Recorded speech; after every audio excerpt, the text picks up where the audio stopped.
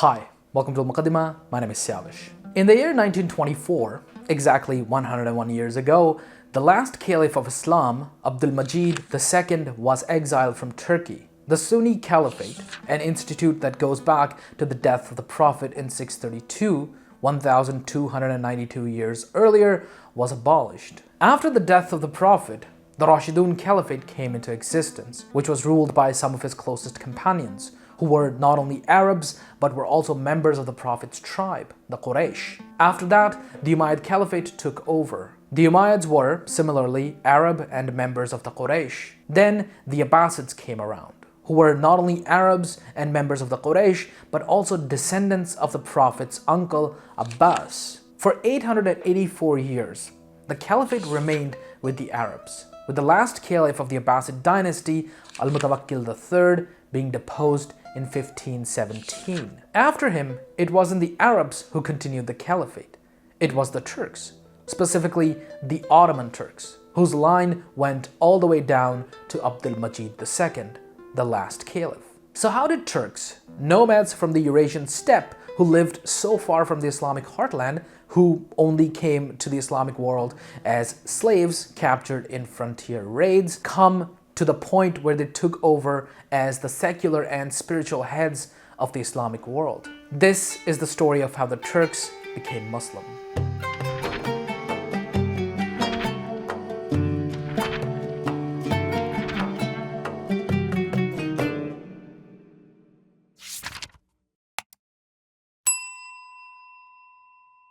Before we begin, I'd like to tell everyone that my merchandise store is now up on almuqaddimah.com, where you can find awesome wall posters like the Timeline of Islamic History, which condenses more than 1400 years of Islamic history into a beautiful timeline. We also have a map of the fall of Al-Andalus, which shows century by century how Muslim empires lost ground in Spain and Portugal until their eventual collapse on the Iberian Peninsula.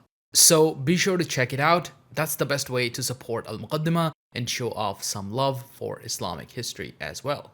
The original homeland of the Turkic people is disputed, but it might have been somewhere a bit west of Mongolia, and it was from here that they dispersed throughout Eurasia. Much of their history is shrouded in darkness because of a lack of written sources and just their overall nomadic nature. When you're moving around a lot, you don't tend to keep a lot of records, and the Turks moved around a lot. Moving around put them in contact with other cultures and religions and gave them an essential role in trade, especially along the Silk Road. Anyhow, Turkic tribes since antiquity have formed so-called trade tribute empires, which is a peculiar kind of a state, for the lack of a better word, that suited their way of life, warfare, and nature of their economic activity. In these, political power was ensured by controlling trade in the region, and the power of a ruler was exerted in the form of collecting tribute from subjugated peoples and neighboring realms, as well as conducting regular raids. For the purpose of their interactions with the Islamic world, we'll focus on Turks that lived in Central Asia, who have lived there since at least the 5th century CE. They slowly pushed the Indo-Iranian population that lived there and took over much of Central Asia, founding their own local states and empires.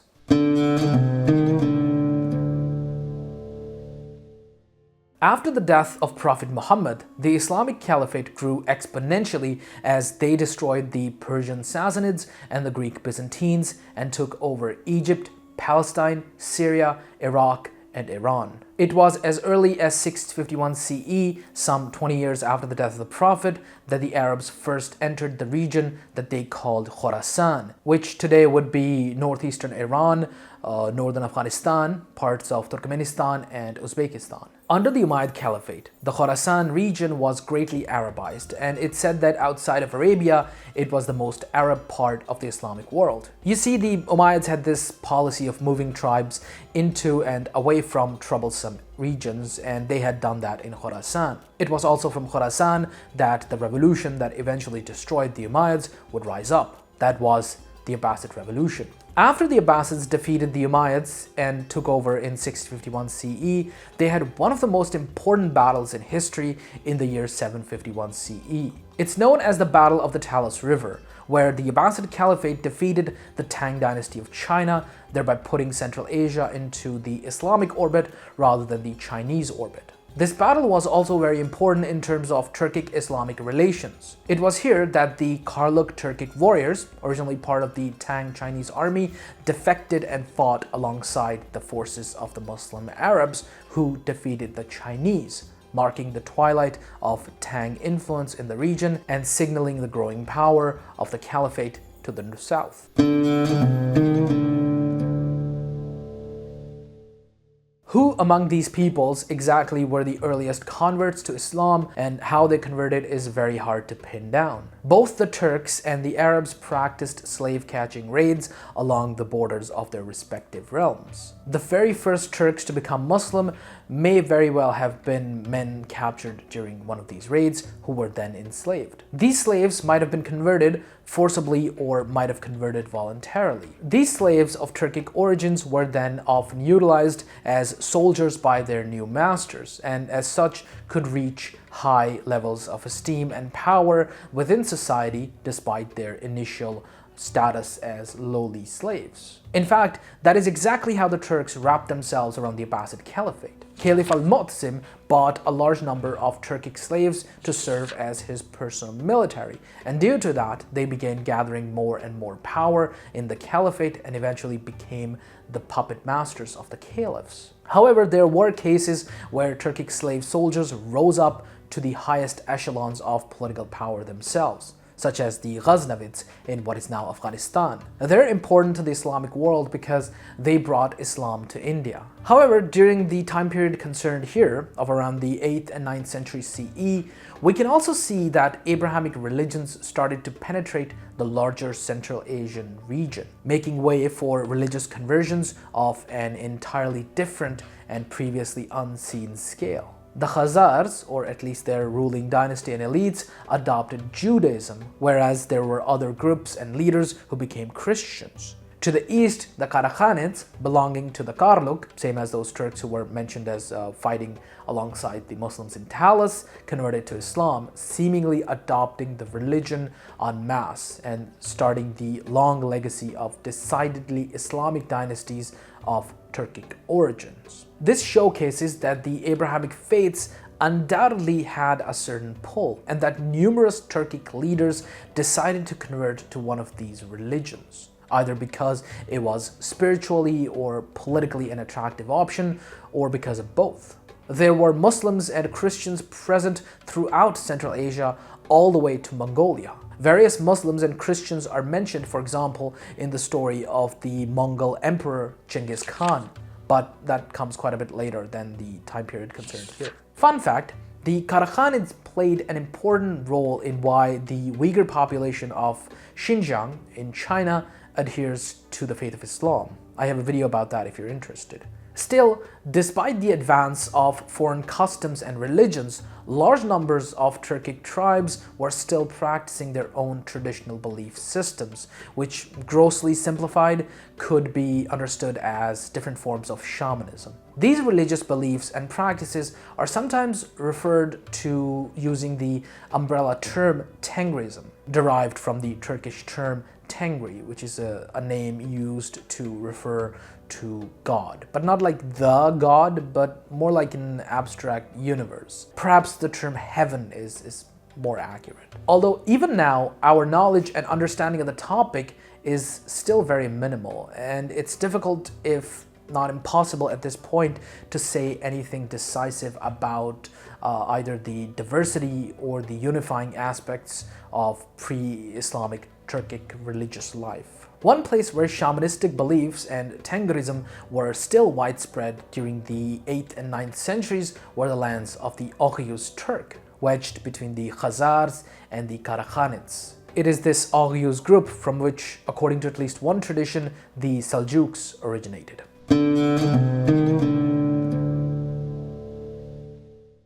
Other than the Ottomans, the Seljuqs were the single most important and influential Turkic dynasty in the Islamic world. although technically without the Seljuqs, the Ottomans would likely not exist as well. Their conversion to Islam marks a watershed in Turkic and Islamic history. Let's start with the Oghuz Turks, from whom the Seljuqs came. The Oghuz state, its organization, its exact territory, or the lives and actions of its leaders are all poorly attested to in written sources, and so generally poorly understood by us today.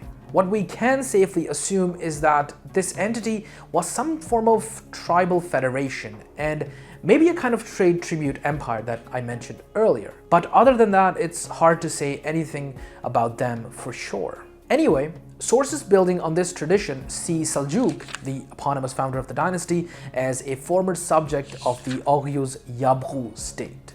Yabgu is a title, something like Khan or chief or maybe king or perhaps leader. I guess they all mean the same thing, so pick one. After converting to Islam, Seljuk, according to these traditions, engaged in some kind of rebellion or other conflict with the pagan Yabgu, which played a role in triggering the subsequent migration and conquest from the Oghuz lands southwards. One source mentions that Seljuk got into conflict with the Yabgu over the latter trying to collect taxes or tributes from Muslim Turks, who Seljuk aimed to protect.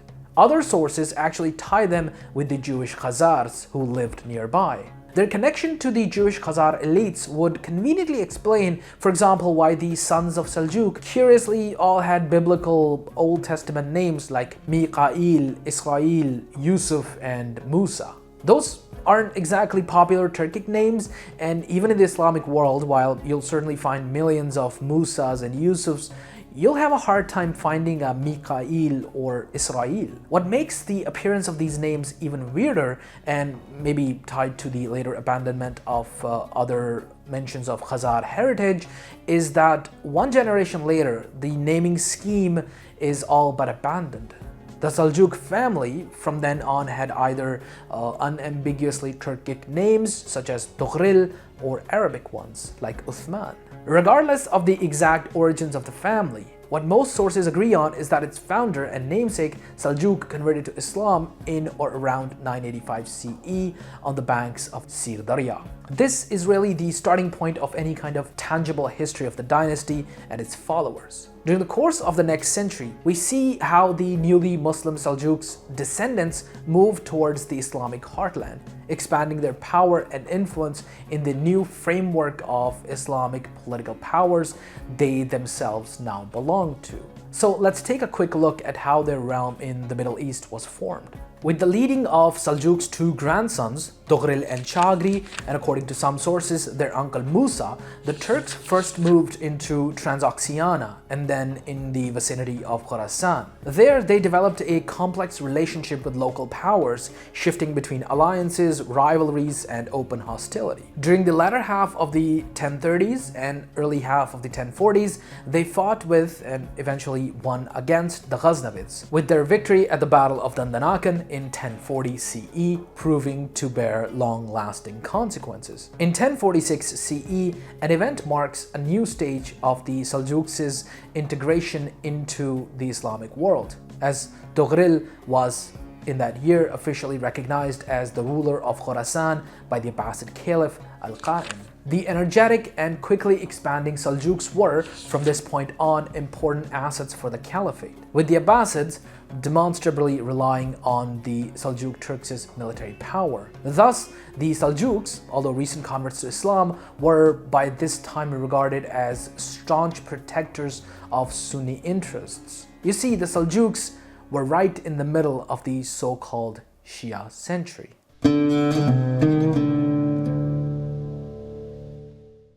Let's take a step back. Remember what I said about the Abbasids being puppets to their Turkic slave soldiers? Well, the Turks were very protective of their power, and when the Abbasid Caliph Al-Mutawakkil tried to dislodge them from the caliphate, they fought back. They assassinated him and essentially threw the caliphate into a tailspin. Slowly, the Abbasid Caliphate began to unravel, and its decline led to chaos, both political and spiritual. Hence, there was a vacuum for power and leadership throughout much of the Middle East, and people began to ponder if there were alternatives, and there certainly were: the Shias. The Shias had been working in secret to spread their message to the public, and now they became more and more bold and eventually established their own caliphate in 909 CE in what is today Tunisia. In 969, they conquered Egypt, which had previously been one of the most important provinces of the Abbasid Caliphate. They declared military, economic, and spiritual war on the Abbasids. On the other side of Baghdad, in northern Iran, there was a Shia polity that rose up in the 930s and 40s called the Buid Emirate. In 945, they captured Baghdad and entered as conquerors, having displaced the ruling Turkic elites of the Caliphate. Everything between Tunisia and Afghanistan was now under Shia rule. However, there was no sense of unity between the Buids and the Fatimids. They were political rivals and they belonged to different sects of Shiism. Anyhow, eventually in 1055, the Seljuqs destroyed them and took over Baghdad as its overlords and the new enemies of the Fatimids. The Seljuqs fought against the Fatimids and their border shifted a lot, with one city being in Fatimid hands one year and Seljuq hands the next. In addition to their war with the Fatimids, the Seljuqs began to raid Anatolia, which was Byzantine territory, and it was considered a bit impregnable for some 400 years by the Muslims. However, the Seljuqs realized that Anatolia wasn't very well protected, and after they broke the Byzantines in 1071 CE at Manzikert, Anatolia was open to them. Huge numbers of Turks migrated there, looking for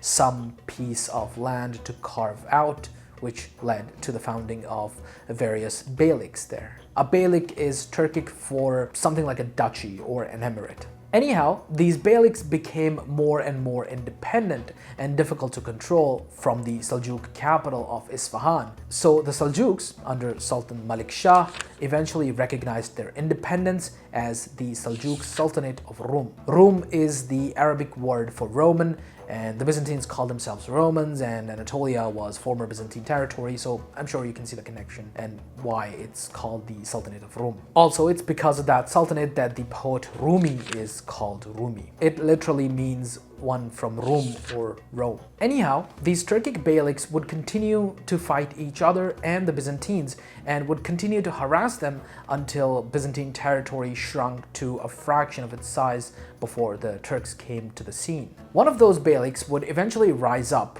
become a sultanate, and then destroy the Byzantines. That is, of course, the Ottoman beylik, later Ottoman Sultanate and Empire. So that was the story of how Islam changed the Seljuqs. But this was a two-way relationship. As Islam changed the Seljuqs also changed Islam.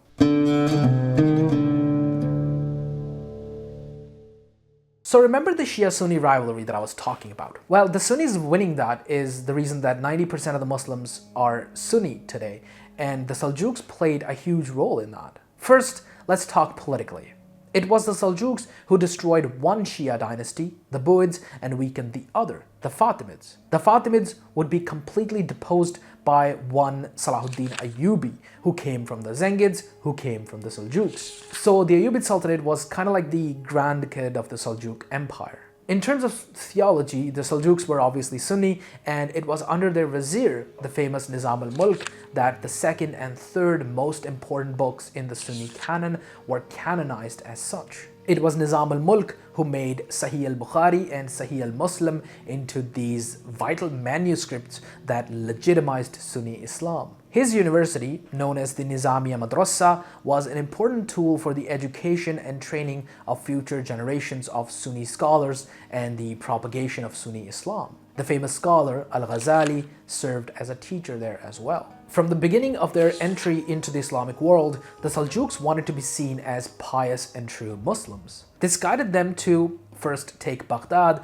and then fight Shiism. However, even at home, the Seljuqs did a lot to enhance their image as good Muslims. The rule of the Seljuqs, for example, brought about a wave of founding new madrasas, sponsoring the advancement of religious studies, and they were seemingly eager to sponsor other projects that served the strengthening of religious life. So that at least tells us that they did care about their renown and had a certain image that they wanted to communicate to their subjects. However, despite the image that they wanted to project and the role that they played in the downfall of Shiism, they weren't above flirting with certain Shia teachings. One interesting story comes from the Crusades. During the Crusades, as the Seljuqs saw a Christian army coming for the Holy Land in 1097, they extended an offer of alliance to the Fatimids. Raymond of Toulouse mentions that the leader of the Turks offered to the Fatimids that he and his people would, quote, revere Ali, whom, as Raymond puts it, the Fatimids also revered in exchange for military aid against the Crusaders. This seems to suggest that the Turkic rulers were not above treating spiritual allegiances as something negotiable for possible political and diplomatic gain. Although for Sunni, revering Ali is really not that difficult. Sunnis already do that, but not with the intensity that the Shias do. What may be more interesting, because it can't be explained away by political convenience or the overriding context of war, is that there are reports about certain known Seljuk personalities and accounts of practices that, while not necessarily or inherently un-Islamic, seem to relate back to their recent pre-Islamic past. The Seljuks' affinity for and preoccupation with astrology may be just one such thing. While it is entirely feasible for Muslims at the time to be interested in astrology, the Seljuks' relationship to the science of heavenly bodies seems to be on another level. Tughril and his brother Chagri are reported as having shown unusually great reverence towards a munajjim, an astrologer, whom they would meet with and prostrate themselves before, and they would pay him heavily for sharing visions of victorious future, foretelling, for example, the Seljuks' eventual victory at Dandanakan in 1040. Other Seljuks are mentioned in this context as well, and this is certainly something that the Ottomans inherited from the Seljuks.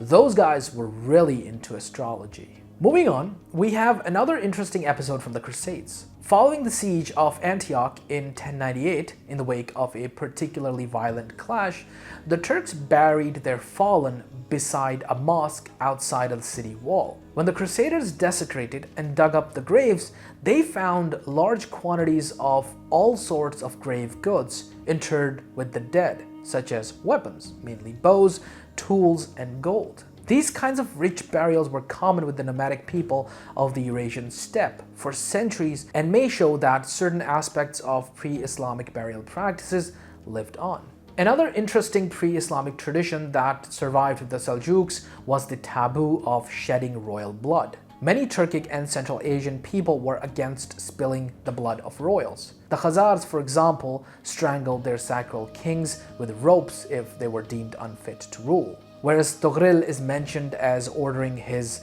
half-brother to be strangled with a bowstring. Centuries later, the way many Ottoman princes were killed during successions was similar and could be a continuation of this old tradition. While it would be hard to say what the average Turkic person of the era exactly believed, all this evidence points towards a society that was very much in the middle of a tumultuous process of transition, to say the least. The transition from their traditional religion to Islam and the gradual switch from their nomadic roots to being rulers of these settled empires. In sources, we simultaneously see a great deal of devotion, both in deeds and words, to Islamic principles, as well as the possible continuation of beliefs and practices predating their conversion to Islam. So, basically, like all other Muslims, they were adherents to Islam while also practicing some pre-Islamic traditions. While the Muslim identity of the Turks at the time of the Seljuks, as we have seen, was not yet a fully formed and complete one, we can also see that just in a few generations, drastic changes would take place. We see the rise of the Ottomans, who would then become the undisputed hegemons of the Middle Eastern heartlands of the Islamic world for centuries to come, with the Ottoman sultans eventually laying claim to the title of the Caliph. While the Turks did and still do maintain some pre-Islamic tradition, they were also the beacon of hope for millions of Muslims who looked to the Ottoman Caliphate in Constantinople for spiritual guidance during one of the darkest eras of Islamic history, that is, the era of colonization. The Turks, to them, represented a lost glory that was there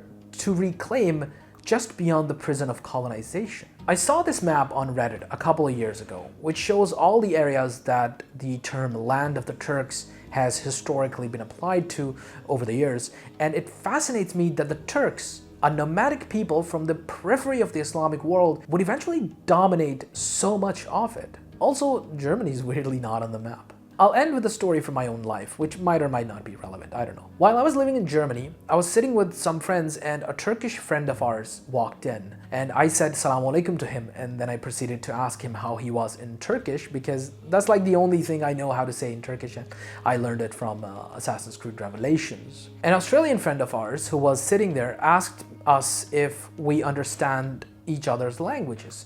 And I said no.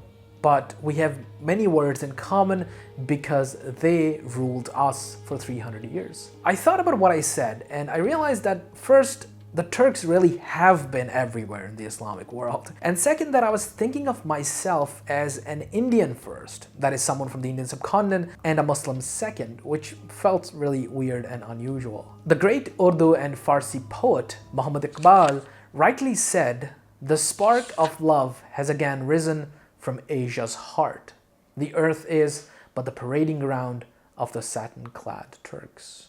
फिर उठी Asia के दिल से चिंगारी मोहब्बत की, ज़मीं जौलां गहे अतलस क़बायाने ततारी है. See you next time. Don't forget to subscribe and press the bell icon. On the screen right now, you can see the names and tiers of the patrons. You can join them by pledging $1 or more to support the channel. Thank you for watching.